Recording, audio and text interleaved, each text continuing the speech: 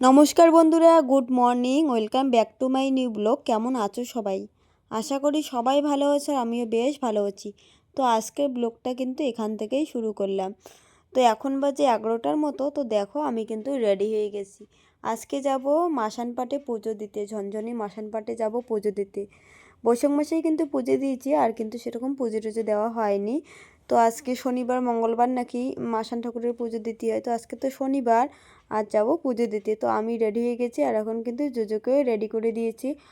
আর ওর মাথায় চিরুনি করে দিচ্ছি, আর ও চিরুনি করবে না বলে শুধু বলতেছে ব্যথা করবে। তো যাই হোক, দেখো আমি রেডি হয়ে গেছি, ছেলেকেও রেডি করে দিয়েছি। আর ও কিন্তু এদিকে রেডি হয়ে বসে পড়েছে স্লেট পেন্সিল নিয়ে। কালকে ওর জন্য নতুন স্লেট পেন্সিল নিয়ে এসেছি।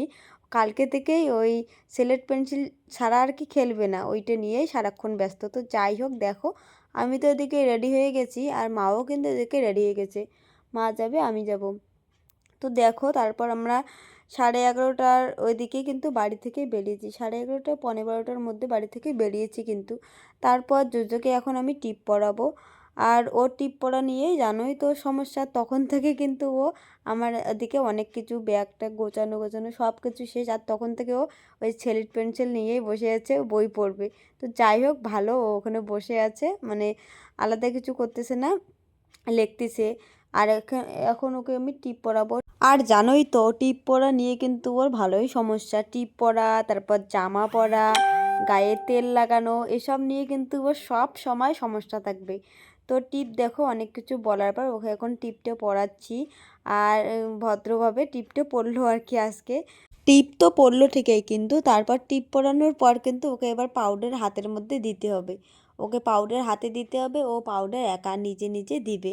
গালে হোক, কপালে হোক, যেখানেই হোক না কেন ও দিবে।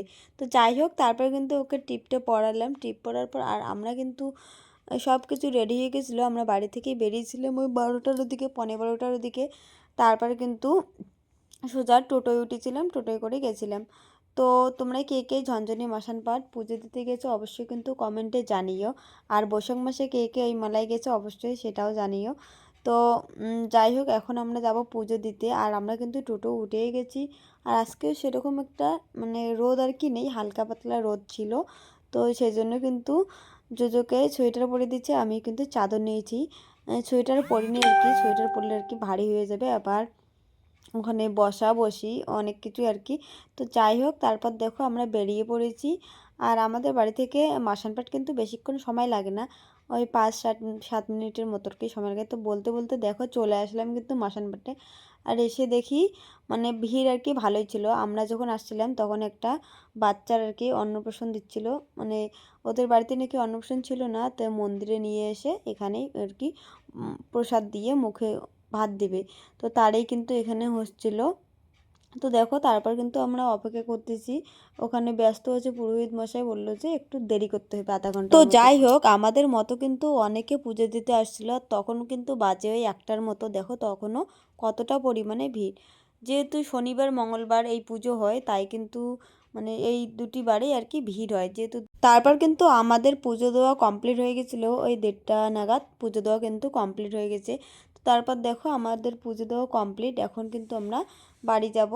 আর এখন মা জোজোকে নিয়ে ঠাকুরের ওখানে গেল, ঠাকুরের একটু আশীর্বাদ নিয়ে দেবে, ঠাকুরকে ছোঁয়ায় প্রণাম করবে।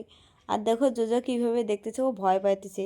তারপর আমি একবার নিয়ে গেছিলাম, ও ভয় পায়, তারপরে মাকে বললাম মা নিয়ে যাও, দেখো ওকে একটু মানে ঠাকুরকে প্রণাম করে নিয়ে আসো, ঠাকুরকে ছোঁয়ায় প্রণাম করে নিয়ে আসো। তারপর দেখো মার সঙ্গে গিয়ে তা অল্প একটু কম ভয় পেয়েছিল।